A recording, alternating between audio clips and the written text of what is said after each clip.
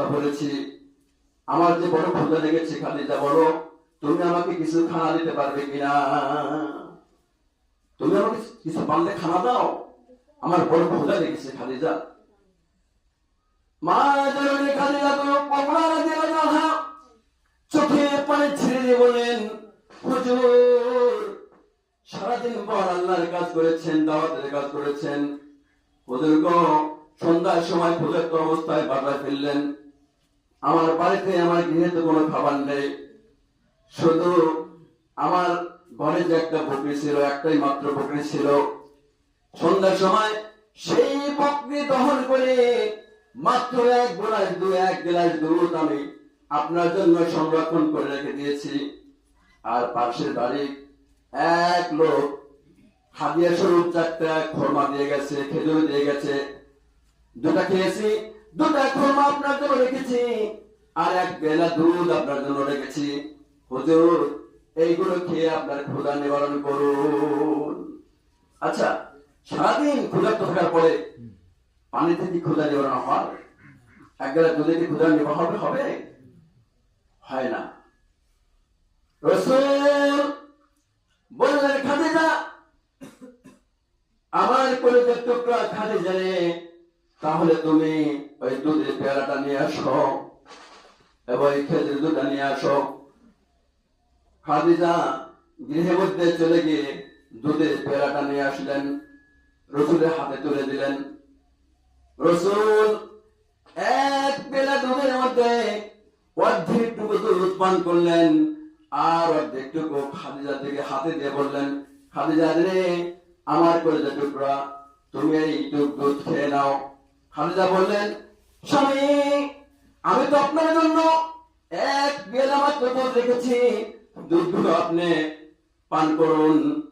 না না, আমি অর্ধেক খেয়েছি, তুমি অর্ধেক খেয়ে নাও। খাদিজার হাতে গ্লাস দেওয়া হলো।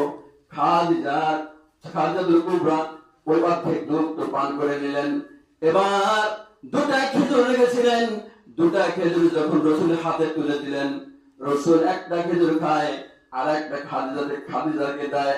খাদিজা বলেন, হুজুর 2টা খেয়েছি, 2টা খেজুর আপনার জন্য রেখেছি, হুজুর গো আপনি এই 2টা খেজুরই খেয়ে নেন। রাসূল বললেন, না না, 1টা খেজুর খেয়েছি, আমি নিজ হাতে তোমাকে আরেকটা খেজুর খেয়ে দেব, বলুন সুবহানাল্লাহ। স্বামী স্ত্রী এত মহব্বত ছিল, এত মহব্বত ছিল, এত ভালোবাসা ছিল, এত প্রেম ছিল। আমাদের সমাজে কি এরকম আছে? থাকতে পারে 2-1 জন, নাকি? খেজুর খাওয়ার পরে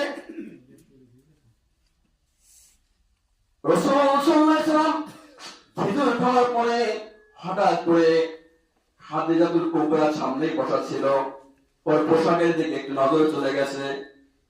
রাসূল পোশাকের দিকে নজর দেওয়ার পরে দেখতে পেলেন অসংখ্য তালি দেওয়া সেলাই করা কাপড়টা খাদিজা পরে আছে। বললে, খাদিজা রে এত অসংখ্য তালি তুমি কাপড়ে দিয়েছো যে আর একটা তালি দেওয়ার জায়গা পর্যন্ত নাই। খাদিজা তুমি তো ধনাত্ম ব্যক্তি, ধনাত্ম মহিলা, 40 ভরি স্বর্ণ নিয়ে আমার সঙ্গে তোমার বিবাহ হয়ে গেল, তুমি আমাকে 40 ভরি স্বর্ণে তুমি আমাকে দান করে দিয়েছো। খাদিজা রে তুমি তো কোনোদিন আমাকে বলো নাই আমার জন্য স্বামী কোথায় জন্য চলে যাচ্ছেন, বাজারে যান, আমার জন্য একটু খাবার অথবা একটা শাড়ি নিয়ে আসেন।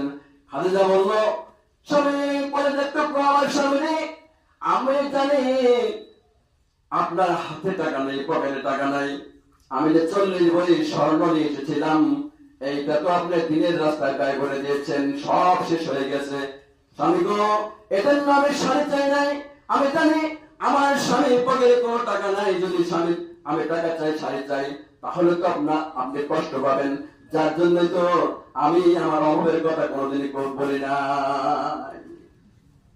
রাসূল বললেন, 3 মাস হয়ে গেল, এখন হাটে যাই, বাজারে যাই, তুমি তো কোনোদিন বলো নাই যে আজকে একটু ভালো খাবার নিয়ে আসো, একটু ভালো বাজার করে নিয়ে আসো, সেটাও বলো নাই।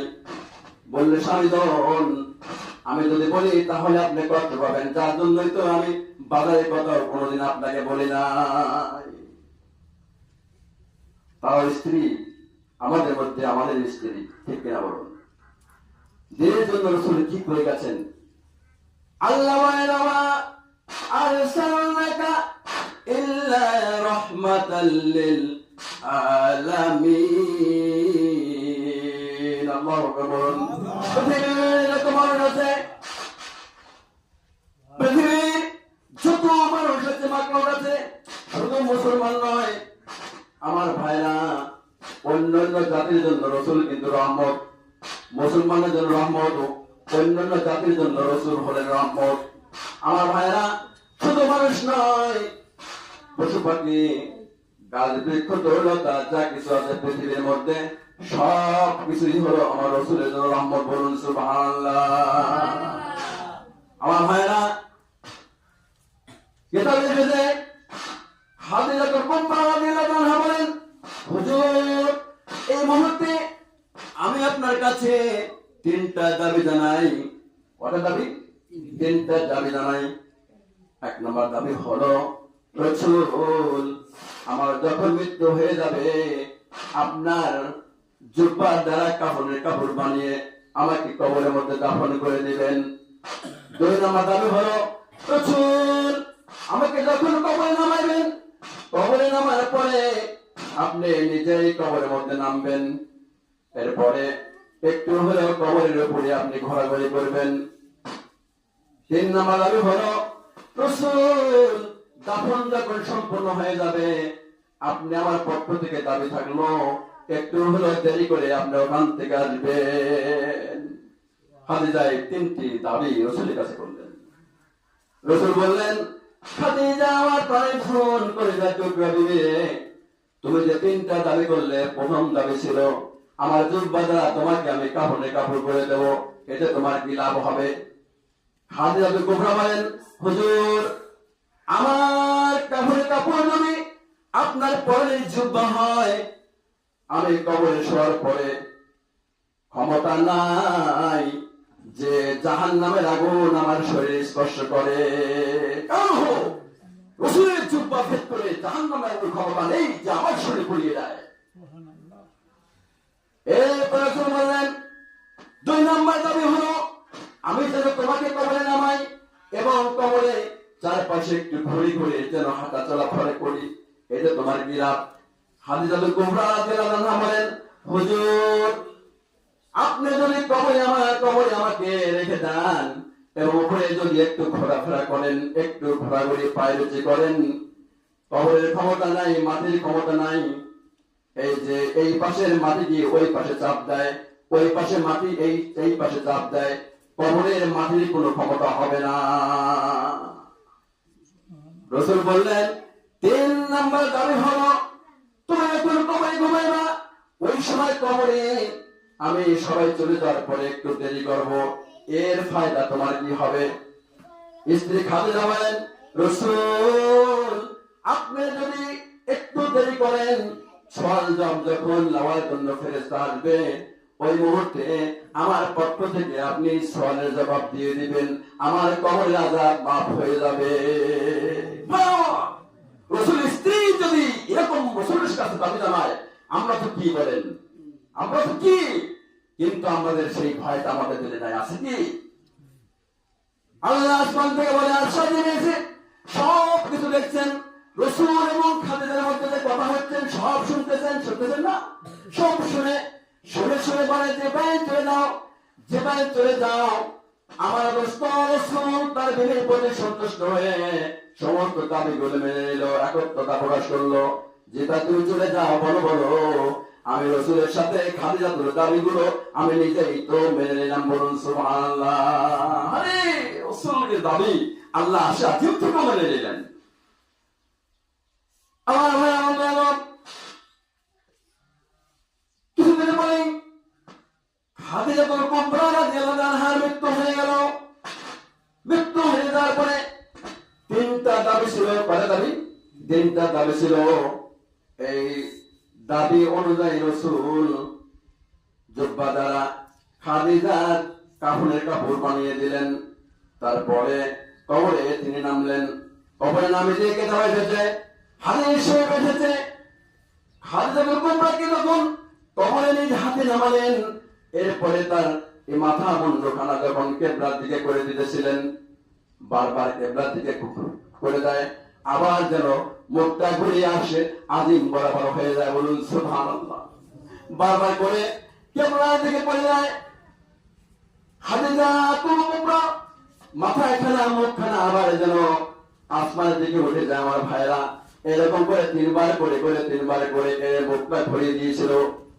রাসূল বললেন, কি বাবা, আসমান থেকে ওহী হয়ে গেল, জিবরাইলকে বলে, জিবরাইল বলে দাও, দোস্তকে বলে দাও খাদিজাতুল কুবরা রাদিয়াল্লাহু আনহার চেহারা কেবলার দিকে থাকবে না, কাবার দিকে থাকবে না।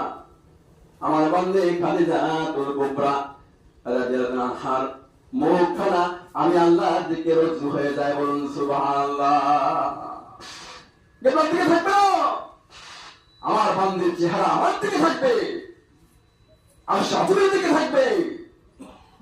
কয়েকটা মানুষের ভাগ্যে এরকম জোটে, বলুন জোটবে কি? কিন্তু আমার ভাইরা ভয় নাই।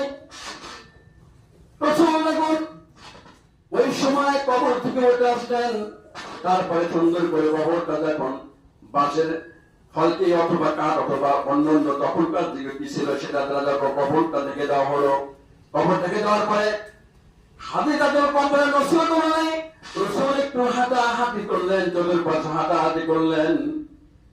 আমার ভাইরা আল্লাহ তাআলা তো জিবরাইল আলাইহিস সালাম মারফত বলে দিলেন, তুই বলে যাও রাসূল যখন হেঁটেছে ক্ষমতা নাই, দুনিয়ার মাটি আমার খাদিজা থেকে চাপ দেয়, মানা করে দিয়ে আসো, নিষেধ করে দিয়ে আসো।